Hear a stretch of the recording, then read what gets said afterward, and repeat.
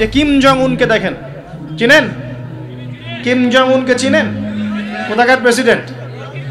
তার দেশের মানুষ খাবার খেতে পারে না, আর সে মিসাইল বানায় বসে বসে।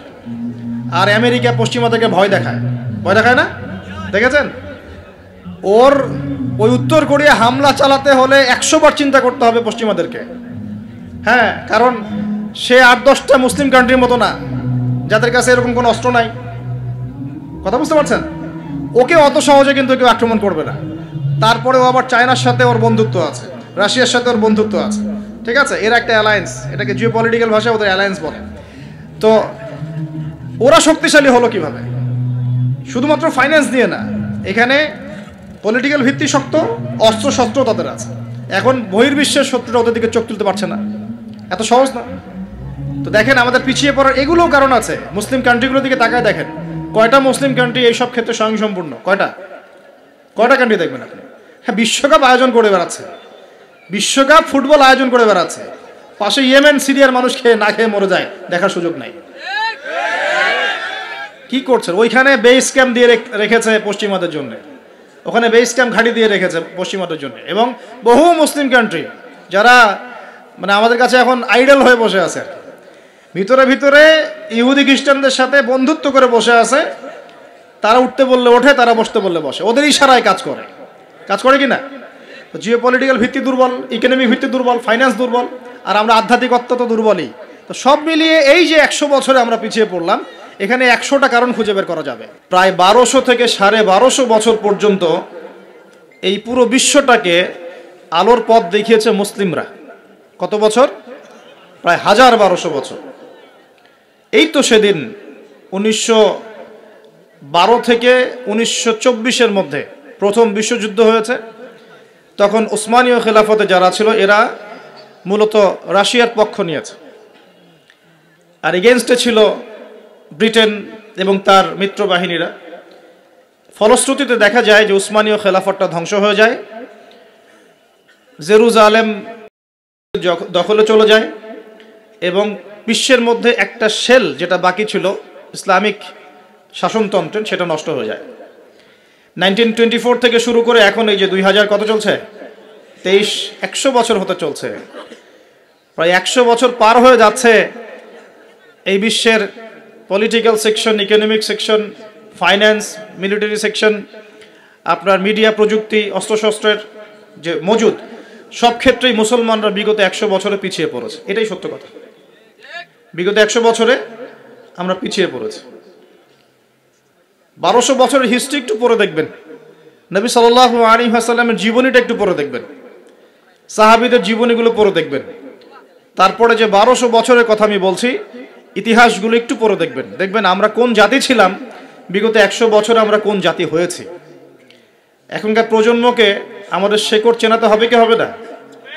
ওই 1200 বছরের ইতিহাস আমরা ভুলে গেলাম। কি হলো শেষের 100 বছরে? আমি আপনাদেরকে ফাইন্ড আউট করছি। দেখুন, লাস্ট 100 বছরে আমাদের মুসলিম উম্মার প্রথম যে সমস্যাটা হয়েছে এটা হলো আমরা কোরআন এবং সুন্নাহর যে পরিপূর্ণ জ্ঞান অর্জন, এই জ্ঞান অর্জনের পিছনে পর্যাপ্ত মেহনত করছি না। এটা 1 নম্বর পয়েন্ট। আমরা কি সবাই কোরআন পড়তে জানি? হলফ করে বলতে পারবেন প্রত্যেক ব্যক্তি, আপনারা যারা শুনছেন আমার লেকচার, সবাই কোরআন তেলাওয়াত করতে পারেন বিশুদ্ধ করে? তারপরে যদি জিজ্ঞাসা করি আমরা কতজন কোরআনের অন্তত একটা পারা মুখস্থ করেছি, হাত উঁচু করতে পারবেন? তারপর যদি প্রশ্ন করি আমাদের মধ্যে কতজন জীবনে অন্তত একটা বার আলিফ লাম মিম থেকে মিনাল জিন্নাতি ওয়ান নাস পর্যন্ত অর্থ সহ পড়েছি অন্তত একবার আল্লাহর কিতাব, হাত উঁচু করতে পারবেন? আমাকে উত্তর দেন। তাহলে বিগত 100 বছরের উম্মার অবস্থা এমন হবে না কেন? আমরা কতজন ব্যক্তি 5 ওয়াক্ত নামাজ পড়ি? উঁচু লেভেলের কথাবার্তা বলে আসলে লাভ নাই মাহফিলগুলোতে। আমি এটা শিখেছি মাহফিলে এসে। প্রথম দিকে আমি খুব হাই থটের কিছু লেকচার দিতাম ওয়ার্ল্ড অ্যাফেয়ার্স নিয়ে। পরে দেখলাম যে আসলে আমরা এমন একটা জায়গায় আছি, এখানে আমাকে প্রশাসনের অনেক ভাই অনেক হেল্প করেছে, অনেক রাজনৈতিক নেতৃবৃন্দ আমাকে অনেক হেল্প করেছে, সমাজ নেতা আমাকে অনেক হেল্প করেছে, আমাদের আলেম ওলামাদের মধ্যে অনেকেই, হকপন্থী অনেক ওলামায়ে কেরাম আমাকে কাছে ডেকে নিয়ে অনেক হেল্প করেছে। বুঝিয়েছে যে কথাগুলো মানুষ বুঝতে পারবে না সেগুলো পাবলিকলি বলার কোনো মানে হয় না। পরে আমিও ফিল করলাম যে আসলেই তাই। যেখানে আমি আলোচনা করছি ওইখানকার মানুষ নামাজ পড়ছে না, আমি সেখানে গিয়ে কিভাবে ইকোনমিক বিষয়গুলো বোঝাবো? আমি এমন একটা জায়গায় লেকচার দিচ্ছি যেখানকার মানুষ কোরআন তেলাওয়াত করতে জানছে না, আমি কিভাবে কোরআনের হুকুম আহকামগুলো প্রতিষ্ঠানের কথা বলবো? আমরা এমন একটা জায়গায় বসে আছি যে আমরা সবাই নবীর সুন্নত অনুযায়ী দাঁড়িয়েও রাখছি না। এটা তো একটা সুন্নত আমল, জীবনের প্রত্যেক ক্ষেত্রে সুন্নতের কথাই বলছি না, নিজের দেহের কথাই বলছি, সেখানেও আমরা পিছিয়ে পড়ছি। তাহলে আমি উঁচু লেভেলের কথাবার্তা কিভাবেই বলতে পারি? তখন নিজেকে আরও গুটিয়ে নিলাম, নিয়ে আবার প্রাথমিক অবস্থা থেকে আলোচনা করা শুরু করলাম। সলাৎ কেন্দ্রিক, পড়াশোনা কেন্দ্রিক, জাকাত কেন্দ্রিক, সওম কেন্দ্রিক, শিরক, তাওহীদ, আকীদা, ঈমান, সুন্নত এগুলো কেন্দ্রিক। এই মাহফিলের সিজনে আমি এগুলোই বলেছি, এর বাইরে কিছু বলিই নি এখন, কারণ মনে করছি যে এগুলো বলার মতো পরিবেশ নাই। আমাদের সবার আগে দরকার জ্ঞানের বিপ্লব। সর্বপ্রথম যেটা প্রয়োজন এই উম্মার সেটা হলো জ্ঞানের বিপ্লব।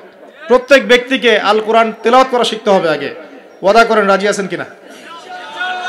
প্রত্যেক ব্যক্তিকে আল কোরআনুল কারীম বিশুদ্ধ করে তেলাওয়াত করা শিখতে হবে আগে, ইনশাআল্লাহ।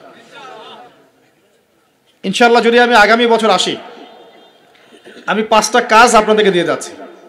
আগামী বছর এসে আমি 5টা কাজ আগে নিব, তারপর আলোচনা হবে।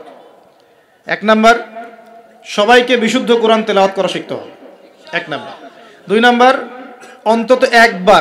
অন্তত একবার আলিফ লাম মিম থেকে মিনাল জিন্নাতি ওয়ান নাস পর্যন্ত এই 30 পারা কোরআন অর্থ সহ অন্তত একটা বার পড়ে দেখতে হবে 1 বছরে। পারবেন? আমি হিসাব করে দেখেছি, যদি প্রত্যেক দিন আপনি 20টা করে আয়াত তেলাওয়াত করতে পারেন এবং 20টা আয়াতের অর্থ পড়তে পারেন, আপনি 1 বছরে আল কোরআন শুরু থেকে শেষ পর্যন্ত অর্থ সহ পড়তে পারবেন ইনশাআল্লাহ। দৈনিক 20টা আয়াত পড়া খুব কঠিন। প্রত্যেক ফরজ নামাজের পরে যদি 4টা করে আয়াত পড়েন তাও 16টা আয়াত হয়, 20টা আয়াত হয়, সরি। 5 ওয়াক্ত ফরজ সালাতের পরে যদি আমরা 4টা করে আয়াত তেলাওয়াত করি, যে কোনো 4টা আয়াত একদম শুরু থেকে নিয়ে 4টা করে আয়াত পড়ি এবং অর্থগুলো পড়ি, 5 ওয়াক্ত নামাজ শেষে আমরা 20টা আয়াত তেলাওয়াত করে ফেলব। খুব কঠিন। 2 নাম্বার কাজ। 3 নাম্বার হচ্ছে আমাদের প্রিয় নবী মুহাম্মদুর রাসূলুল্লাহ সাল্লাল্লাহু আলাইহি ওয়াসাল্লামের জীবনী গ্রন্থ অন্তত একটা বার 1 বছরে পড়ে দেখতে হবে। পারা যাবে ইনশাআল্লাহ? একটা বইয়ের নাম বলে দেব, আর রাহিকুল মাখতুম। কি নাম? আর রাহিকুল মাখতুম। যদি বই কিনতে না পারেন, সামর্থ্য না থাকে, আমাকে বলেন, কিনে দেব ইনশাআল্লাহ। প্রয়োজনে আমরাই কিনে দেব, তাও পড়েন। আর রাহিকুল মাখতুম এই বইটা হচ্ছে 1182টা বইয়ের মধ্যে প্রথম পুরস্কার প্রাপ্ত বই। লেখক হচ্ছেন আল্লামা সফিউর রহমান মোবারকপুরী রাহিমাহুল্লাহ। অন্তত এই বইটা পড়তে পারবো না? নবীর জীবনী জানার কোনো প্রয়োজন নাই ভাই। শোনেন, আমি যদি এখনই জিজ্ঞাসা করি আপনাদেরকে, বাংলাদেশ ন্যাশনাল ক্রিকেট টিমের টেস্ট অধিনায়কের নাম কি বলেন? মাশাআল্লাহ। বলেন টি-20 ক্যাপ্টেনের নাম কি? তাই টি-20 ক্যাপ্টেন কে?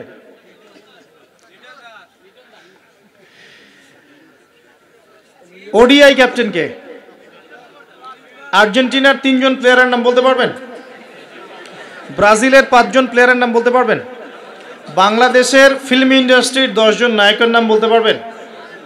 বলিউডের 10 জন মহিলার নাম বলতে পারবেন? মহিলা বললাম কারণ বাইরে এদেরকে দেখলে মেয়ে মনে হয়, কিন্তু ভিতরে এরা মহিলা। আপনার কাছে মনে হয় যে মেয়ে, আসলে কিন্তু এরা মহিলা। উপরে যেটা আছে এটা মেকআপ, ঠিক আছে? একটা জোক আছে যে বিয়ের সময় মেয়ে এমন মেকআপ করেছে যে বাসর রাত্রে জামাই আর মেয়েকে চিনতে পারছে না, কারণ সে মুখ ধুয়ে আসছে। সে মনে করছে যে কাকে বিয়ে করলাম। তো এখানে সব প্রসঙ্গ এসেই গেছে, একটা কথা বলেই দেই, যারা বিবাহ করেন নাই এখনো, দিনদার মেয়ে ছাড়া বিয়ে করতে যায় না। যে মেয়ের মধ্যে দিনদারিতা আছে, নামাজ কালাম ঠিক মতো পড়ে, পর্দা ঠিক মতো করে, ইসলামের প্রতি মহব্বত আছে, ঠিক আছে, এই ধরনের মেয়েকে বিয়ে করেন, ইনশাল্লাহ সুখী হবেন। যদি অন্য কিছু সার্চ করেন, হ্যাঁ, দিনদারিতা থাকার পরে যদি আপনার মধ্যে সৌন্দর্য থাকে, বংশ ভালো হয়, অর্থ সম্পদ থাকে, আলহামদুলিল্লাহ, কোনো সমস্যা নেই, কিন্তু দিনদারিতা টপ প্রায়োরিটি পাবে। তো যে প্রসঙ্গে কথাটা বললাম, আমাদের তরুণ প্রজন্মকে যদি আপনি এই প্রশ্নগুলো করেন, তারা কিন্তু উত্তর দিতে পারে। কিন্তু এখন যদি আমি জিজ্ঞাসা করি যে জান্নাতের সুসংবাদ পেয়েছেন এই দুনিয়ার 10 জন সাহাবী, জীবদ্দশাতেই, বেঁচে থাকতেই জান্নাতের সার্টিফিকেট পেয়ে গেছেন এমন 10 জন সাহাবীর নাম বলুন, পারবেন কি কেউ? কয়জন পারবেন? আমি যদি বলি 4 খলিফার জন্ম মৃত্যু বলেন, পারবেন কি? আপনি হানাফি মাযহাব অনুসরণ করেন না? ইমাম আবু হানিফা রাহিমাহুল্লাহর আসল নাম কি বলেন দেখি? কতজন পারলেন দেখলেন? তার জন্ম কত হিজরি, মৃত্যু কত হিজরি বলতে পারবেন? 80 হিজরি জন্ম, মৃত্যু 150, একজন বলতে পেরেছে। দেখেন, বেসিক ঈমান ভঙ্গের কারণ কয়টা জানেন? ঈমান ভঙ্গের 10টা কারণ আছে, কে বলতে পারবে? আচ্ছা, ঈমান কঠিন হলো, ওযু ভঙ্গের কারণ কয়টা, কে বলতে পারবে? ফরজ গোসলের নিয়ম কানুন। তো বেসিক কিছু প্রশ্নের উত্তর কিন্তু আমরা বলতে পারি না। আল কোরআনে আল্লাহ পাক কতজন নবী রাসূলের কথা বলেছেন? কতজন? 25 জন। কোরআনে কতগুলো সূরা আছে? আল কোরআনে আয়াত সংখ্যা কত? একদম ভুল, 6236। তো শুনুন, এই যে বেসিক প্রশ্ন, কমন জিনিসগুলো যারা আমরা জানি না, অথচ আমরা মাশাআল্লাহ বলিউড, হলিউড, খেলাধুলার জগৎ সব একাকার করে ফেলেছি। বলেন, এই তরুণ প্রজন্মকে দিয়ে কি ইসলামের বিজয় হবে কিনা? কি মনে হয় আপনাদের? বিগত 100 বছরে আমরা কি করেছি এই জায়গাটা একটু দেখেন। প্রথমত, আমরা দিনের বেসিক যে পড়াশোনার জ্ঞান অর্জন, এই জ্ঞান অর্জন থেকে আমরা মোটামুটি পিছিয়ে যাচ্ছি। আমরা মনে করছি যে এগুলো আলেম ওলামাদেরই কাজ, দায়ীদের, বক্তাদের, তাদেরই কাজ দিনকে নিয়ে ফিকির করা, আমাদের কোনো দায়িত্ব নাই। এটা কি ঠিক হবে? এই দিন কি আমাদের সবার না? বাংলাদেশ একটা রাষ্ট্র, বাংলাদেশ রাষ্ট্রটা কি শুধু পলিটিশিয়ানদের দ্বারাই টিকে থাকে? এখানে সাধারণ জনগণ আছে, পুলিশ প্রশাসন আছে, যুবক যুবতী আছে, শিশুরা আছে, বিভিন্ন অর্থনৈতিক সেক্টরে মানুষ আছে, ফাইন্যান্সের ক্ষেত্রে মানুষ আছে, মিলস, ইন্ডাস্ট্রিজ, ফ্যাক্টরিজ আছে, অনেক কিছু আছে। সব কিছু মিলেই কি একটা জাতি না? এখন যদি মনে একটা অংশের মানুষ দায়িত্ব ছেড়ে দেয়, শুধু প্রশাসন বলে যে আমরা দায়িত্ব পালন করব না, আপনারা বোঝেন, তাহলে এই পুরো দেশের সিস্টেমটা কলাপস করবে না? শুধু ব্যাংকিং সিস্টেমের মানুষরা যদি বলে আমরা আর ব্যাংক ট্যাঙ্ক চালাবো না, আপনারা চালান, যা করেন করেন, এই দেশের ইকোনমিক সেকশনটা কলাপস করবে না? যদি ব্যবসায়ীরা বলে আমরা কোনো ব্যবসা করবো না, শুধু এই যে এক্সপোর্ট ইম্পোর্ট অথবা এই যে ট্রানজ্যাকশন, মানে বাস ট্রাক যেটা আমরা বলি, শ্রমিক, মোটর শ্রমিক, তারাই যদি বলে আমরা আর গাড়ি ঘোড়া চালাবো না, জনগণ ভোগান্তিতে পড়বে না? একটা রাষ্ট্র বলেন, সমাজ বলেন, উম্মাহ বলেন, টিকে থাকে সবার প্রচেষ্টার উপরে। সবাই যখন যার যার জায়গা থেকে তার দায়িত্ব পালন করে, তখন সে রাষ্ট্রের বিজয় কেউ ঠেকাতে পারে? কেউ পারবে না ইনশাআল্লাহ। একই জিনিস উম্মার ক্ষেত্রেও। আমরা যদি মনে করি যে আমরা এটা আলেম ওলামাদেরই কাজ, হ্যাঁ, হাফেজে কোরআন তারাই কোরআন চর্চা করবে, যিনি মুফতি মুহাদ্দিস তারাই ইসলাম নিয়ে পড়ে থাকবে, আমরা কিছু জানি না, তাহলে সমস্যা। আমাদের বেসিক জ্ঞান সবাইকে অর্জন করা উচিত। রাসূল সাল্লাল্লাহু আলাইহি ওয়াসাল্লাম বলছেন, তালাবুল ইলমি ফরিদা আলা কুল্লি মুসলিম, প্রত্যেক মুসলমানের উপরে দিনের জ্ঞান অর্জন করাটা ফরজ করা হয়েছে।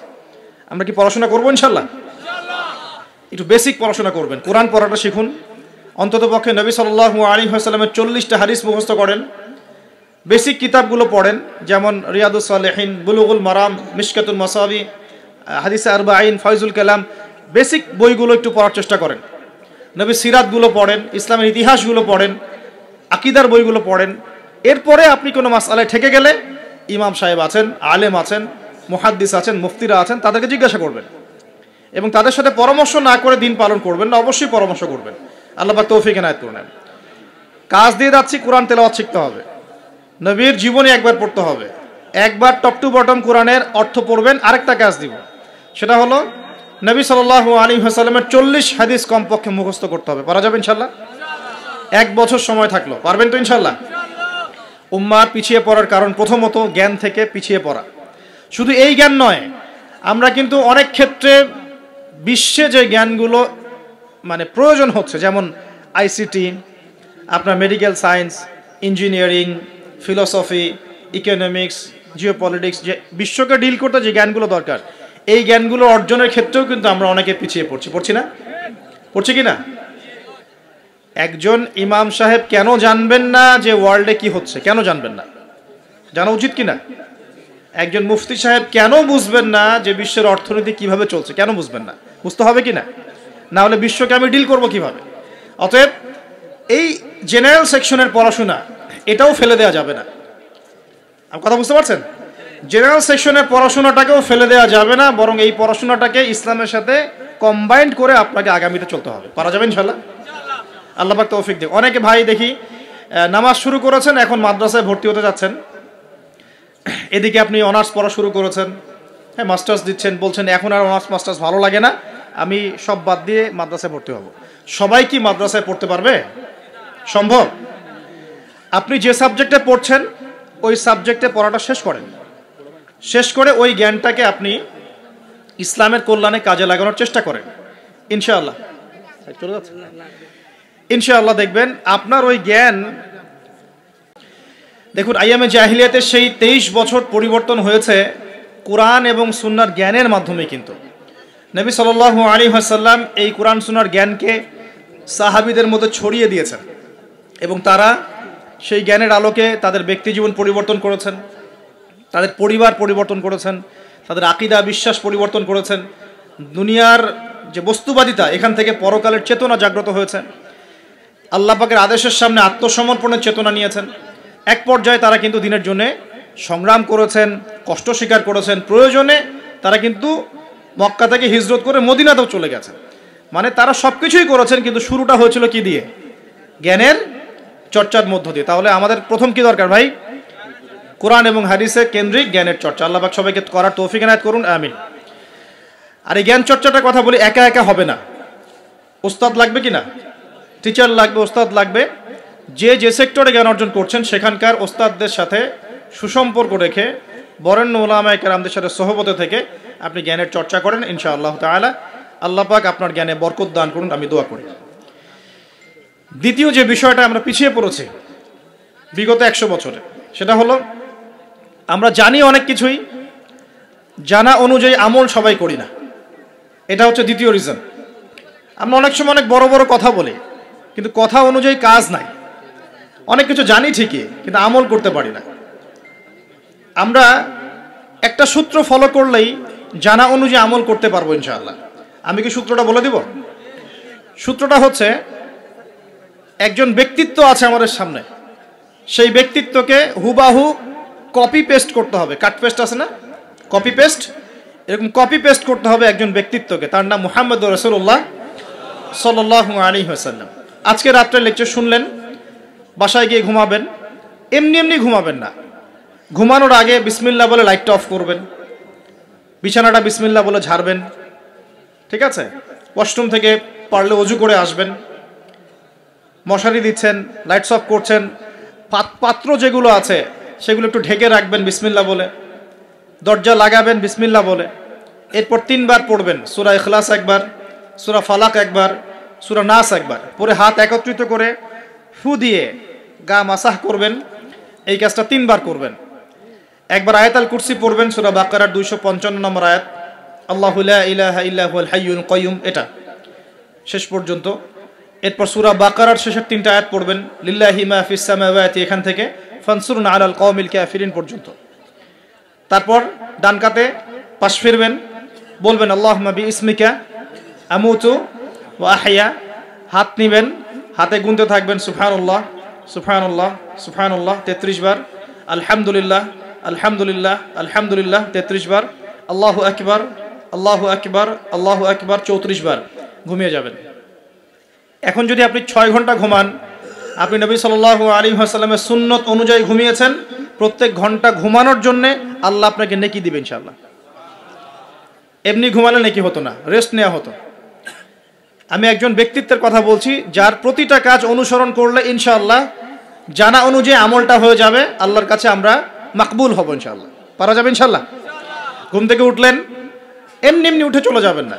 উঠেন, বসেন, বসে ঘুমের ভাব দূর করেন, দূর করে বলবেন আলহামদুলিল্লাহিল্লাযী আহইয়ানা বা'দা মা আমাতানা ওয়া ইলাইহিন নুশুর। এবার বাথরুমে যান।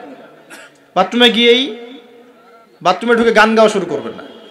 বাথরুমে ঢুকেই বাম পা দিয়ে ঢুকবেন, ঢোকার সময় বলবেন বিসমিল্লাহ আল্লাহুম্মা ইন্নী আউযু বিকা মিনাল খুবসি ওয়াল খাবাইস। বাথরুমে কিন্তু জিন শয়তান থাকে। বাথরুমে কি থাকে? বিজ্ঞান এটা প্রমাণ করতে পারে নাই, এগুলো নাসা বিশ্বাস করবে না, কিন্তু আল্লাহর রাসূল যেহেতু বলেছেন আমরা বিশ্বাস করব। বিজ্ঞান কি সব আবিষ্কার করতে পেরেছে? বিজ্ঞান কি সব আবিষ্কার করতে পেরেছে? বিজ্ঞানের আবিষ্কার কত পার্সেন্ট? এই মহাবিশ্বের 1%ও না, মহাবিশ্বের 1%ও না। আমাদের দেহের মধ্যেই যে রুহটা আছে, এই রুহটার কি কোনো ব্যাখ্যা করতে পারা গেছে? রুহটা কেমন, কঠিন না তরল না বায়বীয়, ব্যাখ্যা করা গেছে? ইয়াসআলুনাকা আনির রূহ কুলির রূহু মিন আমরি রাব্বি ওয়া মা উতীতুম মিনাল ইলমি ইল্লা কলিলা। আল্লাহ পাক বলছেন, হে নবী, তারা তোমাকে রূহ সম্পর্কে জিজ্ঞাসা করে, আত্মা সম্পর্কে জিজ্ঞাসা করে, তুমি বলে দাও এটা তোমার রবের আদেশ মাত্র। রবের আদেশে এসেছে, আদেশেই চলে যাবে। আর এ বিষয়ে তোমাদেরকে বেশি জ্ঞান দেয়া হয় নাই। তাহলে এই জ্ঞান কি দেয়া হয়েছে আমাদেরকে? জ্ঞান দেয়া হয় না। আর জ্ঞান কি আমরা নিজেরাই প্রডিউস করি না আল্লাহ পাক জ্ঞান দেন? কোনটা? আল্লাহ পাক কি বলছেন? আল্লামাল ইনসানা মা লাম ইয়ালাম। মানুষকে আল্লাহ পাক সেই জ্ঞান শিক্ষা দিয়েছেন যা মানুষ জানতো না। তার মানে সৃষ্টিগতভাবে আমরা জ্ঞানী ছিলাম না। আদম আলাইহিস সালামকে সৃষ্টি করে আল্লাহ পাক কি করছেন? ওয়া আল্লামা আদামাল আসমা কুল্লাহা। আমি আদমকে সৃষ্টি করে তাকে সমস্ত নাম শিক্ষা দিয়েছি, আল্লাহ পাক বলছেন। তা আদম আলাইহিস সালাম কি সৃষ্টিগতভাবে জ্ঞানী ছিলেন, নাকি আল্লাহ পাক তাকে জ্ঞানী করেছেন? কোনটা? আল্লাহ পাক জ্ঞানী করেছেন। সো জ্ঞান কার পক্ষ থেকে আসে? আল্লাহর পক্ষ থেকে। এটাই হচ্ছে ওয়াকুলিল হাক্কু মির রাব্বিকুম, হক বা সত্য জ্ঞান তোমার রবের পক্ষ থেকে আসে। ফালা তাকুনান্না মিনাল মুমতারিন, তুমি সন্দেহবাদীদের অন্তর্ভুক্ত হয়ো না, আল্লাহ পাক বলছেন। তো বাথরুমে জিন থাকে এটা বিশ্বাস করলাম তো। এবার দোয়াটা পড়লেন, এবার আপনি ইস্তেঞ্জা সারলেন, তারপরে বের হওয়ার সময় বলছেন গুফরানাকা। কি বলছেন? গুফরান। আরেকটা দোয়া আছে, আলহামদুলিল্লাহিল্লাযী আযহাবা আনিল আযান ওয়া আফানি গুফরানাকা। ওযু করবেন, ওযুর আগে বলবেন বিসমিল্লাহ। ওযু করার সময় খুব বেশি পানি অপচয় করবেন না, কারণ অপচয়ে সবচেয়ে পটু জাতি এখন মুসলিমরা। অপচয়ে সবচেয়ে পটু জাতি মুসলিমরা। রাষ্ট্রীয় সম্পদ অপচয় করে, গ্যাস অপচয় করে, তেল অপচয় করে, পানি অপচয় করে, সময় অপচয় করে, সবই অপচয় করে। নিজের হায়াত অপচয় করে। এই তরুণ যুব সমাজ নিজের হায়াত অপচয় করে। অপচয় করে না? অনলাইন কত হায়াত খেয়ে ফেলছে আমাদের। আর ওখানে গেলে আপনি কতটুকু ভালো পাবেন? ভালো যতটুকু পাবেন তার চেয়ে বেশি খারাপ পাবেন। ভালো যতটুকু পাবেন তার চেয়ে বেশি খারাপ পাবেন। হয়তো বলতে পারেন, ভাই আপনাদের লেকচার শুনছি অনলাইনে। শুনছেন ঠিক আছে, কিন্তু লেকচার শোনার মাঝখানে অ্যাড চলে আসে না? লেকচার শুনলেন, ভালো কথা, আলহামদুলিল্লাহ। একটু পর দেখবেন একটা নগ্ন মেয়ের ভিডিও চলে আসতেছে, একটা গান চলে আসতেছে। আর এগুলো সব অ্যালগোরিদম। অ্যালগোরিদম কিন্তু মুসলিমরা আবিষ্কার করেছিল। এখন সেই অ্যালগোরিদম নিয়ে পশ্চিমারা কি করেছে?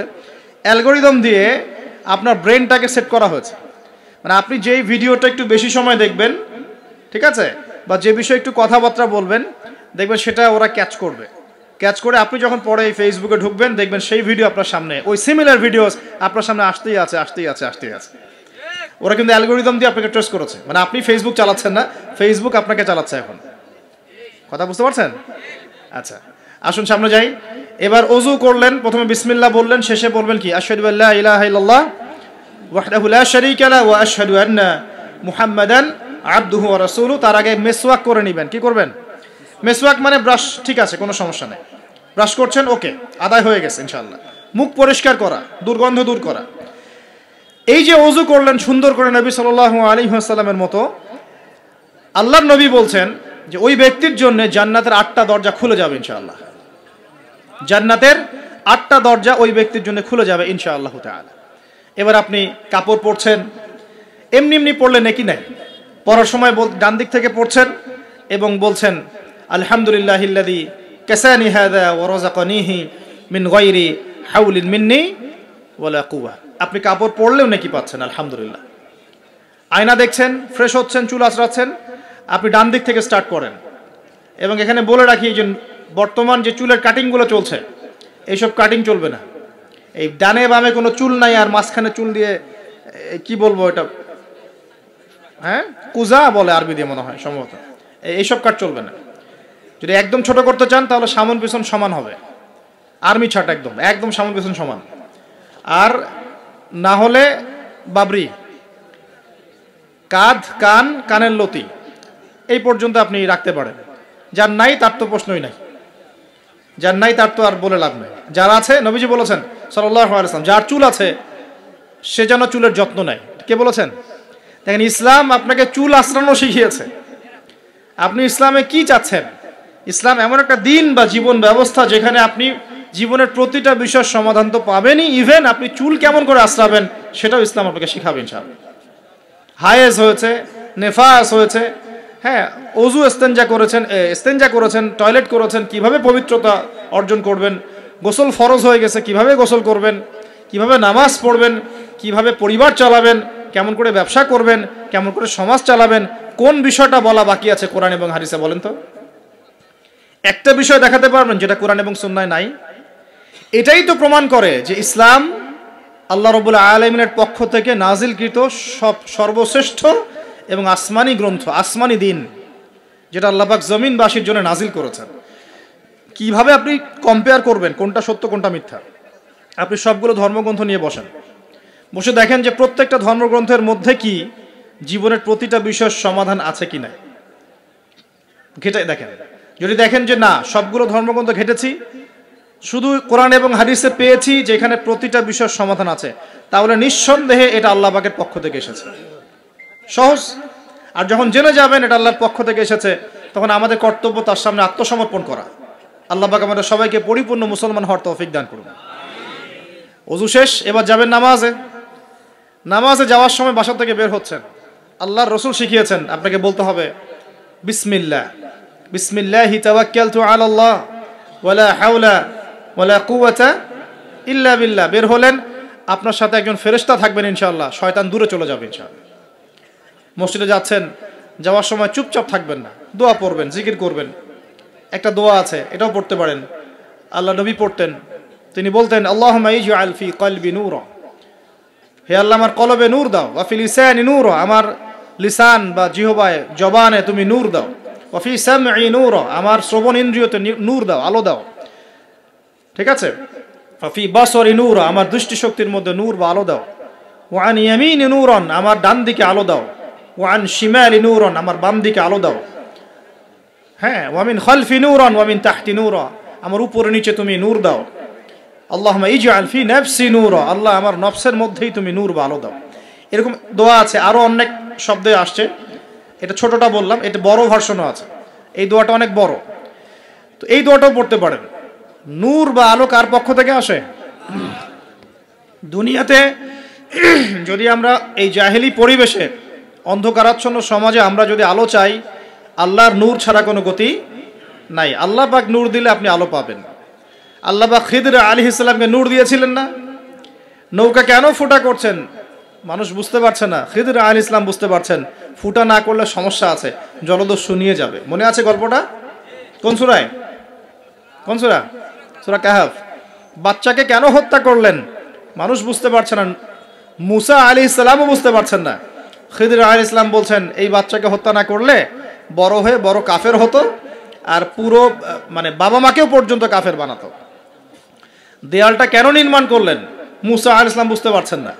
খিদর আলাইহিস সালাম বলছেন এই দেয়াল নির্মাণ না করলে এর নিচে এতিম দুই বাচ্চা রেখে যাওয়া বাবা মার সম্পত্তি ছিল, মানুষরা নিয়ে চলে যেত, এই কারণে করেছে। তো যা সবাই বুঝবে না, যা সবাই দেখবে না, যা সবাই উপলব্ধি করতে পারবে না, আপনি যদি সেটা দেখতে চান, শুনতে চান, উপলব্ধি করতে চান, তাহলে আল্লাহর নূর লাগবে। কি লাগবে? আর আল্লাহ পাকের নূর এমনি এমনি আসবে না। আগে ফরজিয়াতের উপর আমল করতে হবে, নফল আমল বাড়াতে হবে, সুন্নতের উপর পাবন থাকতে হবে, মনের মধ্যে রোগ দূর করতে হবে। মনে অহংকার রাখলে নূর আসবে না, মনে হিংসা বিদ্বেষ রাখলে নূর আসবে না, সারাদিন গীবত তহমত সমালোচনা গালিগালাজ করলে নূর আসবে না, হারাম খেলে নূর আসবে না।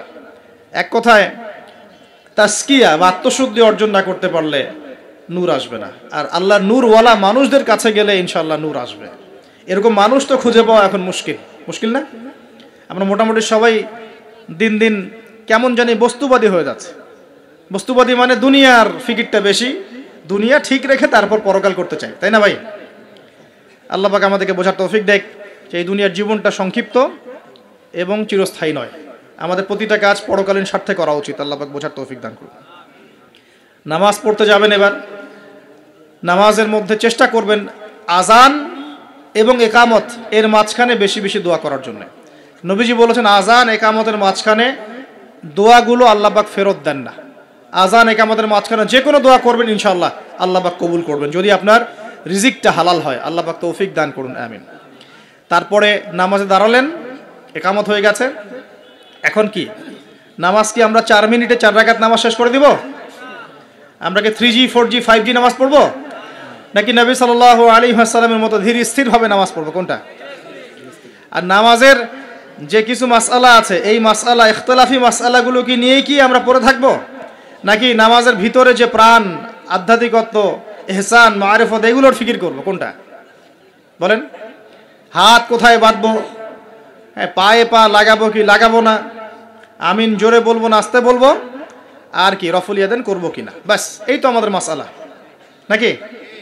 এইগুলো নিয়েই তো আমরা মোটামুটি মসজিদ তো ভাগ করেছি মাশাআল্লাহ অনেক, নাকি? এবং সেগুলোকে আমরা মনে করি যে আমরা জিহাদ করেছি সমাজের মধ্যে।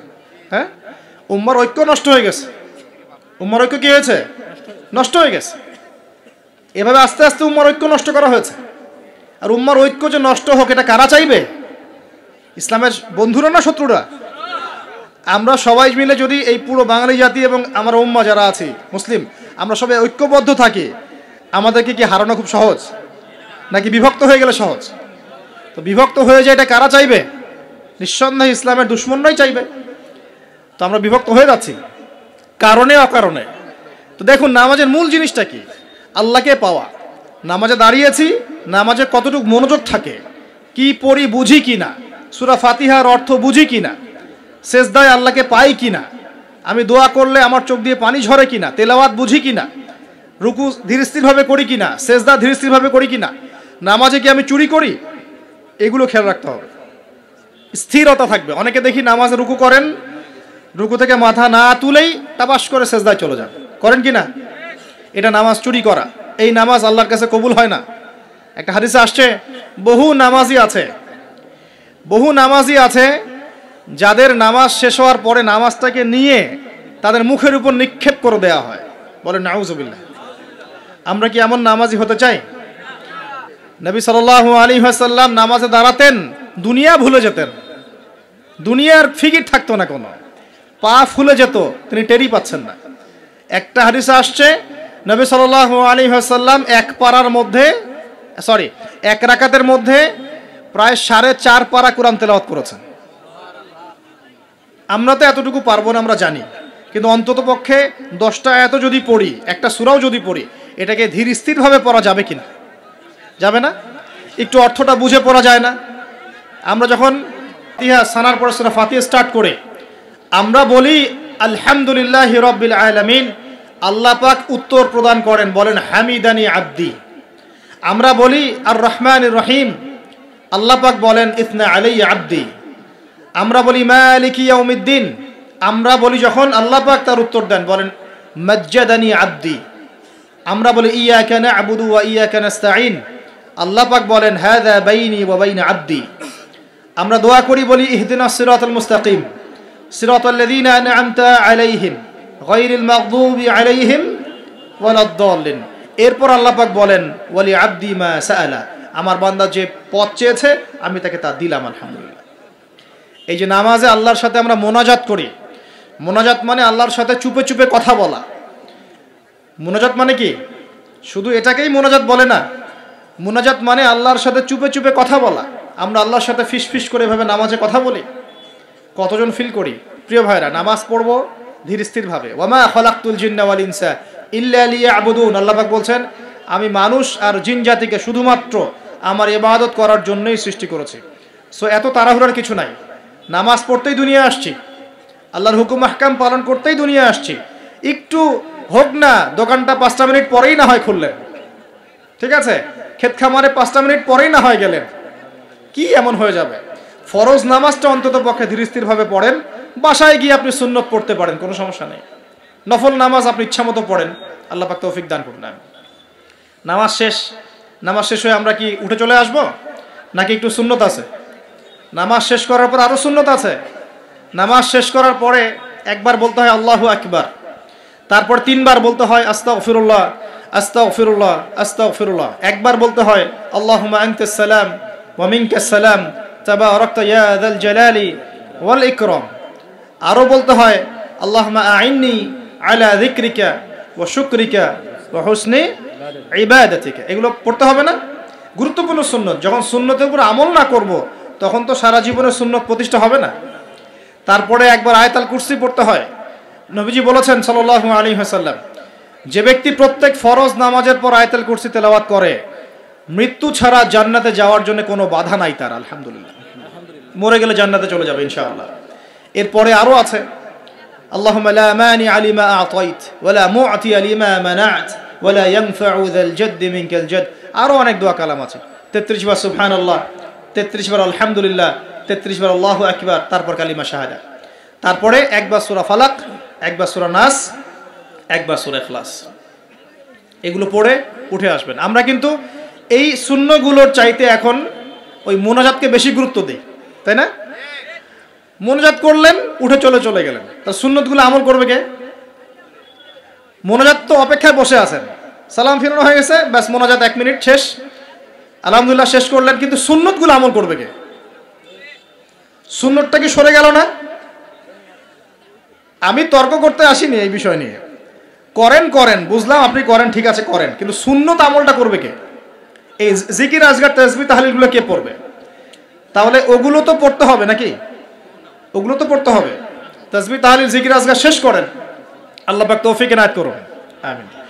এরপরে আসেন, এবার যে নামাজ থেকে বের হয়ে গেলাম, এখন কেউ যাবে চাকরি ক্ষেত্রে, কেউ ব্যবসায়, কেউ পড়াশোনায়, হ্যাঁ, কেউ সমাজে, বিভিন্নজন বিভিন্ন জায়গায় চলে যাব না নামাজ শেষে?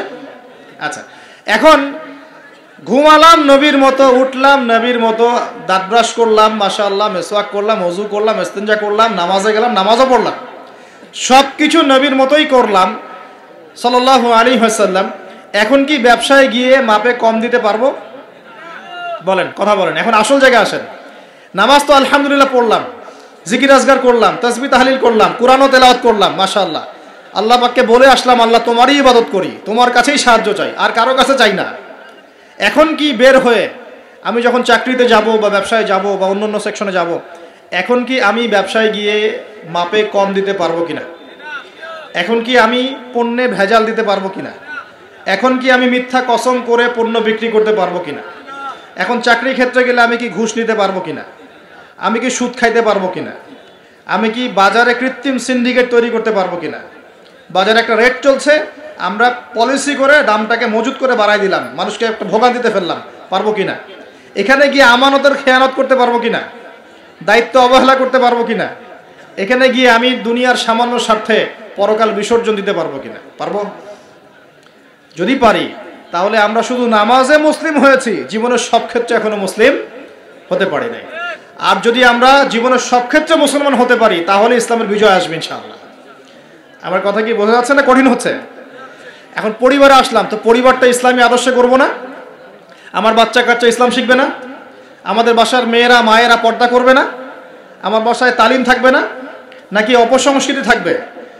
নামাজ পড়ে এসেই রিমোটটা নিয়ে বসে যাব এই বেহায়া সিরিয়াল দেখার জন্যে, নাকি মোবাইল ফোনে ঢুকে যাব পর্নোগ্রাফি দেখার জন্যে?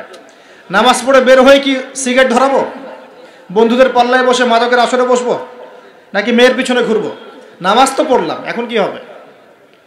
প্রিয় ভাইয়েরা, যদি আমরা প্রকৃত অর্থেই মন থেকে নামাজ আদায় করতে পারি, নামাজ যদি কবুল হয়, আল্লাহ রসুল বলছেন নামাজ মানুষকে পাপাচার থেকে দূরে রাখে। আল্লাহ পাকও বলছেন ইন্না সালাত তানহা আনিল ফাহশাই ওয়াল মুনকার, নিশ্চয়ই নামাজ মানুষকে সমস্ত পাপাচার থেকে দূরে রাখবে ইনশাআল্লাহ। তার মানে যদি বিশুদ্ধ করে নামাজ পড়তে পারি, আমার পক্ষে সহজ হবে পরিবারটা ইসলামিকভাবে গড়া, আমার পক্ষে সহজ হবে ব্যবসা বাণিজ্য ইসলাম মেনে চলা, চাকরিতে ইসলাম মেনে চলা। সমাজের দায়িত্ব যদি পাই, এখানে কি আমি ন্যায় বিচার করব না অন্যায় করব? জুলুম করব না ইনসাফ প্রতিষ্ঠা করব? খেয়ানত করব না আমানতদারিতা বজায় রাখবো? আল্লাহ পাক তৌফিক এনায়েত করুন, যেন জীবনের প্রতিটা ক্ষেত্রে আমরা ইসলাম ফলো করতে পারি। আমরা পিছিয়ে পড়েছি সুন্নতের অবহেলার কারণে, জ্ঞানের চর্চা ছেড়ে দেওয়ার কারণে, জানা অনুযায়ী আমল না করার কারণে, এবং ইসলাম জীবনের সমস্ত ক্ষেত্রে বাস্তবায়ন না করার কারণে। আমি কি বোঝাতে পারছি ভাই? আরও পিছিয়ে পড়েছি হারাম রিজিক খাওয়ার পিছনে। হারাম রিজিক খেয়েছি, দোয়া কবুল হচ্ছে না, পিছিয়ে পড়ছি আমরা। আমরা পিছিয়ে পড়েছি আমাদের মা বোনদের পর্দার গাফেলতির কারণে। আপনি যদি কোনো সমাজকে ধ্বংস করতে চান, তাহলে ওই সমাজের মধ্যে বেহায়া মেয়েদেরকে, নগ্ন মেয়েদেরকে ছড়িয়ে দেন। যদি আপনি কোনো সমাজকে ধ্বংস করতে চান, যুব সমাজের মধ্যে মাদক ছড়িয়ে দেন। আপনি যদি কোনো সমাজকে ধ্বংস করতে চান তাহলে সমাজের নেতৃত্ব প্রদানকারী মানুষদেরকে করাপ্টেড বানিয়ে দেন, সমাজ ধ্বংস হয়ে যাবে। আমরা কিন্তু দিন দিন এই কাজগুলো করেছি। আমাদের যুব সমাজের মধ্যে মাদক ছড়িয়ে গেছে না, মেয়েদের মধ্যে বেপরদামি ছড়িয়ে গেছে না। এই তো কয়দিন আগে দেখলেন না ফ্রি মিক্সিং নিয়ে যে এতদিন ধরে কথা বলে আসছি, দেখলেন না টিচার কি করলো মেয়েদের সাথে। আপনি মেয়েকে পড়াচ্ছেন একজন পুরুষ টিচারকে দিয়ে। 10টা মেয়ে পড়ছে একটা ব্যাচে প্রাইভেট করে, একটা পুরুষ টিচার পড়াচ্ছে। 2 দিন পর ঘটনা ঘটে যাচ্ছে, হচ্ছে না? আমরা এই ফ্রি মিক্সিং মানে নারী পুরুষের অবাধ মেলামেশার ফলে সমাজটা ধ্বংস করে ফেলছে। মেয়েদের একটা ফাংশন আছে, মেয়েদের ফাংশন মেয়েদের ক্ষেত্রে, ছেলেদের ফাংশন ছেলেদের ক্ষেত্রে। একে যখন আপনি মিশ্রিত করে দিবেন, এরকম দুর্ঘটনা ঘটবে, প্রতিনিয়তই ঘটবে, কেউ ঠেকাতে পারবে না। নসিহত করে কি হবে? কারণ নসিহত করে তো সব হচ্ছে না। যাদের হাতে এই ক্ষমতাগুলো আছে তারা যদি সমাজের মধ্যে ফ্রি মিক্সিংটাকে রোধ করতে পারেন, সমাজের মধ্যে ইনশাল্লাহ দেখবেন একটা সাম্য আসবে, ব্যালেন্স আসবে, এবং ছেলে মেয়েদের মধ্যে এই অবাধ মেলামেশা কমে যাবে ইনশাআল্লাহ। অবাধ মেলামেশার ফলে জেনা বেড়েছে, ধর্ষণ বেড়েছে, পরকীয়া বেড়েছে, আর অনেক কিছু হয়েছে। একটা বাচ্চা মেয়ে পর্যন্ত এখন সেফ হচ্ছে না, বাচ্চা মেয়েকে পর্যন্ত মানুষ ধর্ষণ করে দিচ্ছে না? আমরা আমাদের ছেলে মেয়েদের জন্য কোন পরিবেশ সমাজ রেখে যাচ্ছি ভাবতে হবে তো। আল্লাহ পাক আমাদেরকে বোঝার তৌফিক দান করুন। আমাদের মা বোনদেরকে পর্দায় রাখতে হবে। প্রিয় ভাইয়েরা, এটার থেকে গাফেলতির কারণে আমরা পিছিয়ে পড়েছি। আরও পড়েছি ওই যে বললাম দায়িত্বহীনতা, মানে আমরা মনে করি দিনের দায়িত্ব শুধু আলেম ওলামাদের। এই দায়িত্বহীনতার কারণে আমরা সবাই দিনের ক্ষেত্রে আস্তে আস্তে আস্তে অনেকটা পিছিয়ে আসছি। আরও আছে কারণ হচ্ছে ইসলামের ভিতরে, ইসলামের লেবাজে পোশাকে অনেক মুনাফিক ঘোরাফেরা করছে, এরাও ইসলামকে পিছিয়ে দিচ্ছে। আর ইসলামের প্রকাশ্য শত্রু যারা সারা বিশ্ব থেকে মুসলিমদের নাম নিশান মিটিয়ে ফেলতে চায়, এরা বিভিন্ন এজেন্ডা মুসলিম সমাজে বাস্তবায়ন করছে। এই সমাজের এই এজেন্ডাগুলোর কারণেও মুসলমানরা আজকে পিছিয়ে পড়ছে। আরও কারণ আছে, অর্থনৈতিকভাবে ইসলামিক ভিত্তি আমাদের স্ট্রং হচ্ছে না, আমাদের সুদের সাথে আপোষ করতে হচ্ছে, এই কারণে আমরা পিছিয়ে পড়ছি। আরও ব্যাপার আছে, একটা জাতি উন্নত হয় কিভাবে? ওই যে কিম জং উনকে দেখেন, চিনেন? কিম জং উনকে চিনেন? কোথাকার প্রেসিডেন্ট। তার দেশের মানুষ খাবার খেতে পারে না, আর সে মিসাইল বানায় বসে বসে। আর আমেরিকা পশ্চিমা থেকে ভয় দেখায় না? দেখেছেন? ওর ওই উত্তর কোরিয়া হামলা চালাতে হলে 100 বার চিন্তা করতে হবে পশ্চিমাদেরকে। হ্যাঁ, কারণ সে 8-10টা মুসলিম কান্ট্রির মতো না যাদের কাছে এরকম কোনো অস্ত্র নাই। কথা বুঝতে পারছেন? ওকে অত সহজে কিন্তু কেউ আক্রমণ করবে না। তারপরেও আবার চায়নার সাথে ওর বন্ধুত্ব আছে, রাশিয়ার সাথে ওর বন্ধুত্ব আছে, ঠিক আছে? এর একটা অ্যালায়েন্স, এটাকে জিও পলিটিক্যাল ভাষায় ওদের অ্যালায়েন্স বলে। তো ওরা শক্তিশালী হলো কিভাবে? শুধুমাত্র ফাইন্যান্স দিয়ে না, এখানে পলিটিক্যাল ভিত্তি শক্ত, অস্ত্র শস্ত্র তাদের আছে। এখন বহির্বিশ্বের শত্রুরা ওদের দিকে চোখ তুলতে পারছে না, এত সহজ না। তো দেখেন আমাদের পিছিয়ে পড়ার এগুলোও কারণ আছে। মুসলিম কান্ট্রিগুলোর দিকে তাকায় দেখেন, কয়টা মুসলিম কান্ট্রি এইসব ক্ষেত্রে স্বয়ংসম্পূর্ণ? কয়টা কান্ট্রি দেখবেন আপনি? হ্যাঁ, বিশ্বকাপ আয়োজন করে বেড়াচ্ছে, বিশ্বকাপ ফুটবল আয়োজন করে বেড়াচ্ছে, পাশে ইয়েমেন সিরিয়ার মানুষ না খেয়ে মরে যায়, দেখার সুযোগ নাই। কি করছে? ওইখানে বেস ক্যাম্প দিয়ে রেখেছে পশ্চিমাদের জন্য, ওখানে বেস ক্যাম্প ঘাঁটি দিয়ে রেখেছে পশ্চিমাদের জন্য। এবং বহু মুসলিম কান্ট্রি যারা মানে আমাদের কাছে এখন আইডল হয়ে বসে আছে, ভিতরে ইহুদি খ্রিস্টানদের সাথে বন্ধুত্ব করে বসে আছে। তারা উঠতে বললে ওঠে, তারা বসতে বললে বসে, ওদের ইশারায় কাজ করে কি না? তো জিও পলিটিক্যাল ভিত্তি দুর্বল, ইকোনমিক ভিত্তি দুর্বল, ফাইন্যান্স দুর্বল, আর আমরা আধ্যাত্মিকত্ব তো দুর্বলই। তো সব মিলিয়ে এই যে 100 বছরে আমরা পিছিয়ে পড়লাম, এখানে 100টা কারণ খুঁজে বের করা যাবে, এত কারণ বলার সময় নেই।